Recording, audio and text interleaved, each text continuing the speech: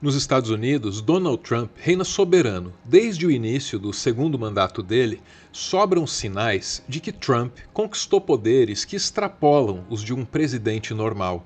Quando Trump decidiu atacar o Irã, juristas de todo o país avisaram que ele não poderia ter feito aquilo sem a anuência do Congresso. Mas não adiantou, porque ele já tinha feito. E o Congresso mesmo mal esboçou reação, foi omisso. Sob Trump, a ICE, que é o Serviço de Imigração e Alfândega, virou uma polícia que caça imigrantes, especialmente latinos, pelas ruas dos Estados Unidos. Muita gente questiona a legalidade dessas abordagens que são tão violentas.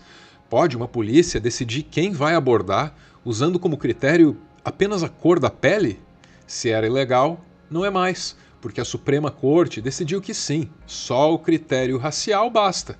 A Suprema Corte tem sido conivente.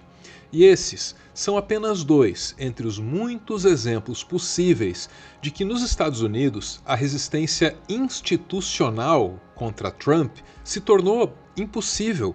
O Congresso é omisso e a Suprema Corte é conivente. Na política também parece não haver saída.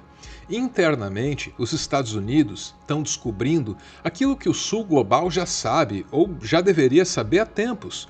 Os democratas praticam a mesma política imperialista dos republicanos. Podem até propor alguma diversidade, que nos Estados Unidos é carimbada com o temido selo da cultura woke. Mas a verdade é que os democratas também não querem mudanças estruturais, nem no sistema econômico e muito menos na hierarquia da sociedade. É isso que nos leva à figura de Bernie Sanders, um dos poucos entre os democratas que ousa fazer críticas às injustiças da fase tardia do capitalismo, que ousa questionar os interesses dos bilionários que financiam as campanhas. Não por acaso, nessa foto, ele aparece completamente isolado na posse de Joe Biden. Aquelas alturas ali, a candidatura presidencial do Bernie Sanders tinha sido escanteada pelo partido e ninguém fazia muita questão de ser visto ao lado dele. Um velhinho radical demais, é o que diziam. Mas quando Trump consegue um segundo mandato, subverte toda a ordem constitucional, aí Bernie brilha. O nosso país está em perigo quando temos um presidente que ameaça prender ou então encarcerar oponentes políticos que se levantam contra ele. E tá ele aí, ó, cercado por milhares de pessoas em mais um protesto do No Kings em Washington. E nesse discurso, ele tenta convencer a multidão de que Trump, quem diria, nem é o maior problema dos Estados Unidos. Mas, meus amigos, sejamos claros, esse momento não é sobre a ganância de um único homem, a corrupção de um único homem ou o desprezo de um único homem pela Constituição. Isso é sobre um punhado das pessoas mais ricas desse planeta que, na sua ganância insaciável, sequestraram a nossa economia e o nosso sistema político. Enriquecem às nossas custas, às custas das famílias trabalhadoras de todo esse país. Eu sou o Arvro e eu tô aqui para te mostrar por que é que o buraco dos gringos é mais embaixo. Então vamos ver aí o que o Álvaro Borba está dizendo sobre o assunto. No Kings. Essa série de manifestações já vem ocorrendo nos Estados Unidos há algum tempo e é uma das poucas iniciativas de resistência contra Donald Trump. Trump e seus aliados dizem que essas manifestações são anti-americanas. Bernie Sanders toma essa crítica como um ponto de partida para o discurso dele. O presidente da Câmara, que é republicano, disse que esses protestos são eventos de ódio aos Estados Unidos. Mas, cara, como ele entendeu errado, hein? Milhões de pessoas saíram às ruas hoje não porque odeiam os Estados Unidos, mas sim porque amamos os Estados Unidos. estamos aqui porque a gente vai fazer de tudo, tudo que tiver ao nosso alcance para honrar o sacrifício de milhões de homens e mulheres que nos últimos 250 anos lutaram e às vezes até morreram para defender a nossa democracia e também as nossas liberdades. Na sequência, Bernie resume alguns dos episódios que inauguraram a história dos Estados Unidos. Ele fala de maneira um tanto quanto glorificada da luta para que os Estados Unidos se vissem livres do Império Britânico. E nesse ponto, um brasileiro consciente deve ter alguma cautela, porque há indícios de que os Estados Unidos possam ser, na verdade, algum tipo de continuidade do Império Britânico, talvez um breve pós-fácil, ou no mínimo, é assim que eles têm se comportado diante do resto do mundo. Em 1776, uma coragem extraordinária, os fundadores do nosso país anunciaram ao mundo que eles não seriam mais governados pelo rei da Inglaterra. Falo de um rei que tinha poder absoluto sobre as vidas daquelas pessoas e elas exigiram liberdade. Para conseguir isso, travaram uma guerra sangrenta contra o Império Britânico e o exército mais poderoso do mundo naquela época. Dezenas de milhares de pessoas nos Estados Unidos morreram numa guerra de 8 anos, mas os nossos antepassados continuaram lutando e venceram. Essa menção histórica logo deságua numa citação a George Washington. A princípio parece só uma aula de história meio descontextualizada, mas é essa aula que vai ajudar o discurso a inverter aquela acusação de que Bernie lidera um protesto anti-americano. Quando ele foi empossado como o primeiro presidente da nação, George Washington chamou essa tentativa de autogoverno de, e eu cito aqui, aspas, um experimento confiado às mãos do povo dos Estados Unidos. Fecho aspas. Meus amigos, de uma forma sem precedentes, esse experimento está em perigo agora. Está em perigo porque temos um presidente que quer cada vez mais poder nas próprias mãos e nas mãos dos seus amigos oligarcas. Nesse ponto, Bernie já construiu a tese de que anti-americano é, na verdade, o governo Trump. É claro que, para defender essa tese, ele precisa aderir a uma visão de mundo segundo a qual americano não é só ser dos Estados Unidos, e muito menos ser originário das Américas, né? Muito menos. Ser americano, nesse discurso aí, significa ser a favor da liberdade, da democracia, etc e tal. O tom é patriótico, mas como poderia deixar de ser? Esse velhinho aí está sendo acusado de ser anti-americano, e é esse tom que o protege da acusação. Seja como for, a essas alturas o discurso já abre o caminho para que ele cite uma série de exemplos de como Trump ameaça toda a grandeza do experimento democrático anunciado por George Washington. Por ordem de prioridades, o primeiro exemplo tem que ser a perseguição aos imigrantes. Nosso experimento democrático está em perigo quando temos agentes mascarados trabalhando para a ICE, arrombando portas, jogando pessoas em vans sem o devido processo legal e levando essas pessoas só Deus sabe para onde. Esse assunto é muito mais sério do que se imagina. Estimativas recentes mostram que pelo menos 1/3 dos imigrantes ilegais que foram enviados para uma certa prisão na Flórida simplesmente desapareceu do sistema. É uma tragédia humanitária de proporções ainda a serem reveladas. De volta ao Bernie Sanders. Nosso experimento democrático está em perigo quando temos um presidente que processa e intimida a mídia, que não quer nenhuma crítica a ele ou às políticas dele.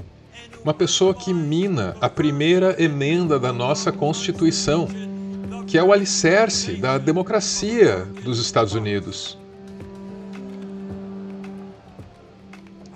O nosso país está em perigo quando temos um presidente que ameaça prender ou então encarcerar oponentes políticos que se levantam contra ele,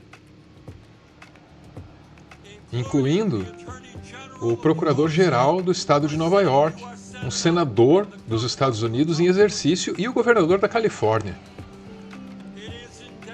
Está em perigo quando temos um presidente que mina a liberdade de pensamento e o dissenso nas nossas universidades.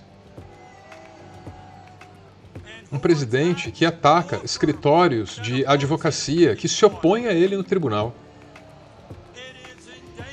Nossa democracia está em perigo quando temos um presidente que ameaça empichar juízes que dão sentenças contra ele. Nossa democracia está em perigo quando temos um presidente que ignora o Congresso, se recusa a gastar o dinheiro que o Congresso aprova e tira verbas dos estados que, de alguma maneira, se opõem a ele. Nossa democracia está em perigo quando temos um presidente que exige que os estados refaçam os mapas eleitorais para garantir que os candidatos escolhidos por ele vençam as eleições futuras. Nossa democracia está em perigo quando temos um presidente que demite ilegalmente dezenas de milhares de funcionários públicos federais, bem aqui, em Washington. Nesse ponto, ele faz uma denúncia importante. O shutdown, a paralisação dos serviços do governo, estaria sendo usada para aprofundar as desigualdades nos Estados Unidos. Como assim? É que o governo Trump estaria usando essa crise para tirar dinheiro dos serviços essenciais da população com uma mão, ao passo em que, com a outra mão, oferece uma isenção de impostos para os bilionários. Num momento em que a gente já paga de longe os preços mais altos do mundo pela saúde, milhões de pessoas nesse país vão ver aumentos escandalosos nas contas dos planos de saúde. Aumentos que eles simplesmente não vão poder pagar. E por que tudo isso está acontecendo? Por que é que os republicanos estão piorando ainda mais um sistema de saúde que já é quebrado? Um sistema de saúde que já é disfuncional? Por que é que eles estão trazendo o nosso sistema de saúde à beira do colapso?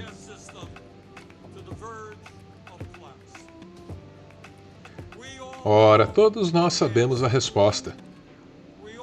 Todos nós sabemos a resposta. Isso foi para dar $1 trilhão em cortes de impostos para o Sr. Musk, para o Sr. Bezos, para o Sr. Zuckerberg, para o Sr. Ellison e para o resto do 1%. $1 trilhão em cortes nos planos de saúde do povo dos Estados Unidos.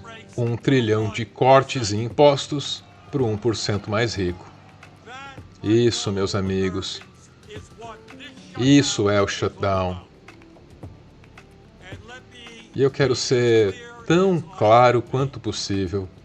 Não, eu não vou votar em um orçamento que joga 15 milhões de pessoas nos Estados Unidos para fora do plano de saúde.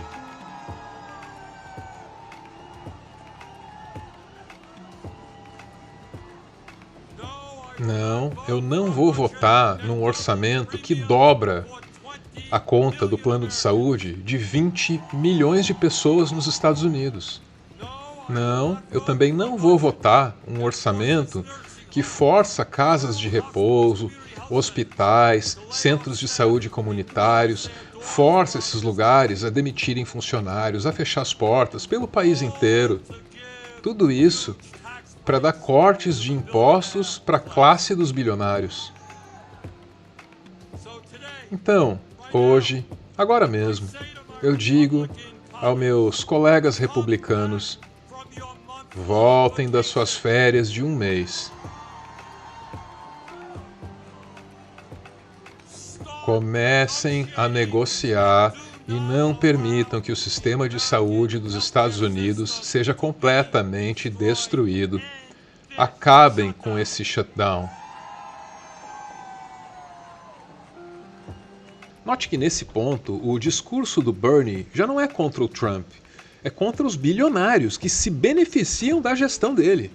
E é aqui que mora a diferença entre o Bernie e as figuras mais conhecidas, mais toleradas dentro do Partido Democrata. E para finalizar, não podia deixar de ser diferente. Ele solta aquela mensagem otimista, encorajadora, porque depois de mostrar o tamanho do buraco, ele tem até a obrigação moral, né?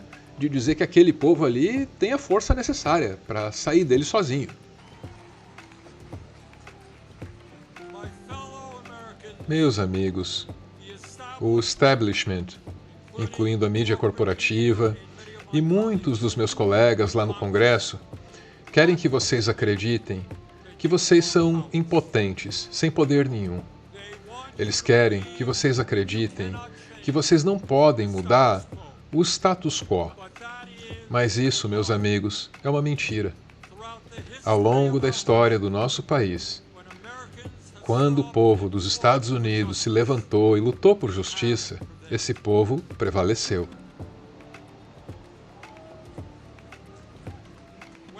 Quando os fundadores se levantaram contra o rei George, disseram a eles que era impossível, mas eles venceram. Quando os abolicionistas lutaram para acabar com a escravidão, disseram a eles que aquilo era impossível, mas eles venceram. Quando os trabalhadores se organizaram para formar sindicatos e enfrentaram seus patrões, disseram a eles que aquilo era impossível, mas eles venceram. Quando as mulheres exigiram o direito ao voto, disseram a elas que aquilo era impossível, mas elas venceram. Quando os negros dos Estados Unidos lutaram para acabar com a segregação, disseram a eles que era impossível, mas eles venceram. E quando a comunidade LGBT se levantou pelos seus direitos, disseram a eles que era impossível, mas eles venceram. Irmãos e irmãs, eles conseguiram naquela época. Nós podemos e vamos conseguir agora.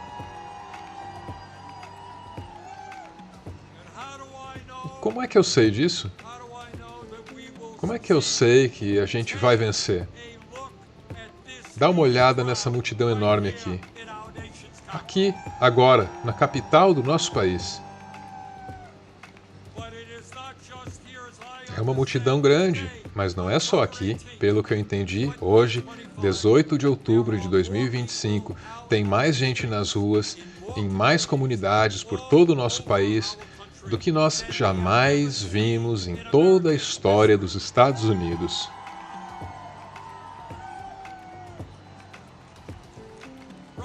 Irmãos e irmãs, esse não é o final, é apenas o começo.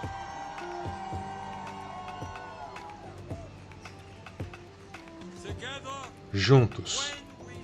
Quando estamos juntos, unidos, quando não permitimos que Trump ou qualquer outra pessoa nos divida pela cor da pele, por onde nascemos, pela nossa orientação sexual, quando nos unimos, nós podemos criar o tipo de nação que você e eu sabemos que podemos nos tornar. Nós podemos e nós vamos criar uma nação dedicada à liberdade, à justiça, à democracia. Muito obrigado a todos.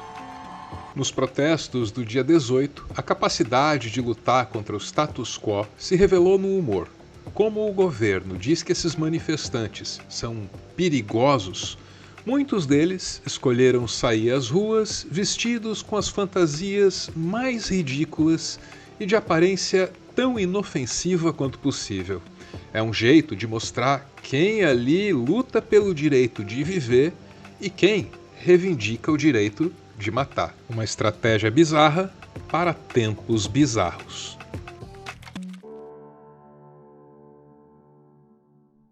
Ponto final em mais um textão, e nessas considerações finais eu quero te fazer um convite. Esse vídeo aí, ó, não é um declínio, é o colapso. E o título é alguma coisa como O que está acontecendo com o Ocidente? mais uma aula do nosso querido professor Jean, que eu localizei, a princípio, apenas para os membros do canal, que ganham acesso a conteúdos exclusivos. Só que eles são pessoas, assim, extremamente generosas, né? E não sou só eu que me beneficio dessa generosidade. Eles veem esses vídeos aí e às vezes me dizem: ah, eu queria compartilhar com a mãe, com o pai, com o filho, com o sobrinho, às vezes com o vizinho, sabe, que reza pro pneu. E eu vou cedendo, né? Então eu tô abrindo esse vídeo para o público geral, você pode ver se você quiser. Eu considero que ele vai agregar muito ao conteúdo que você acabou de ver. Falei bastante, bora ouvir os apoiadores desse canal. Muito obrigado, tá, gente? Eles mandam áudios no grupo e assim nasce o PS, também chamado de finalzinho. Hey, listen! Deve ser bem complicado ser estadunidense num momento desse. Pô, eu achei muito notável a estratégia dos bichos infláveis. Sensacional. Ridicularizando, escrachando a extrema-direita, assim, né? Tá muito interessante. Muitos bichos infláveis, né? A fantasia de bicho inflável. Incrível. Tem O Trump voltou e chegou chegando, né? Ele tem uma política repressora, opressora. Eu não sei nem como é que essas manifestações conseguiram acontecer da forma que aconteceram, né? Com esse grau de proporção. Uma legislação que permite cortes de mais de 1 trilhão em serviços sociais. É uma política de ataques a países como a Venezuela, por exemplo. Isenção de impostos de em torno de 7 trilhões para os donos das Big Techs. E ainda tem essas guerras que ele se mete. É a extrema-direita mostrando seu melhor desempenho, sacrificando o povo, beneficiando o super rico e criando guerra como cortina de fumaça, se metendo em guerra como cortina de fumaça, mas parece que o povo tá de olho, parece que o povo não tá a fim de comprar essa ideia não tá dando certo.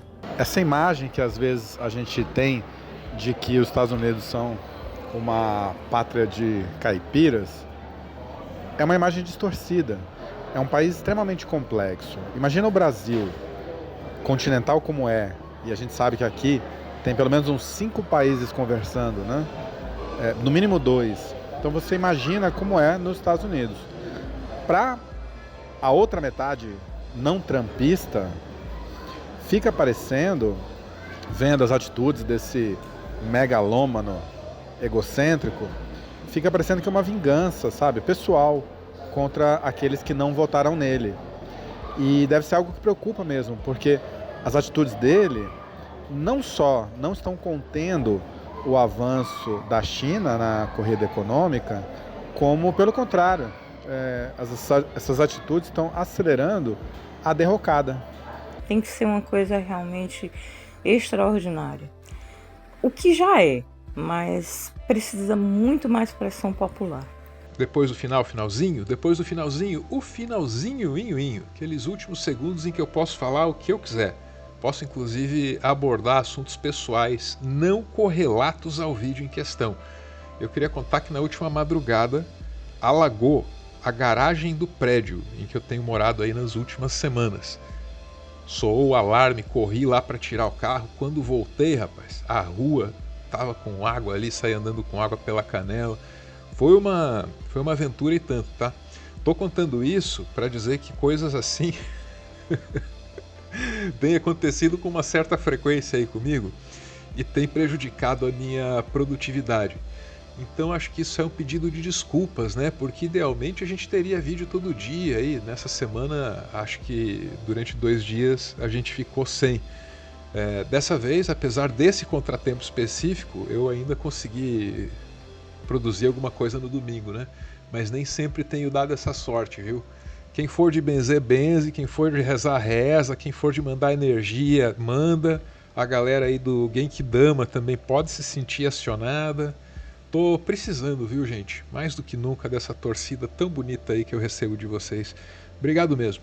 Beijo e valeu!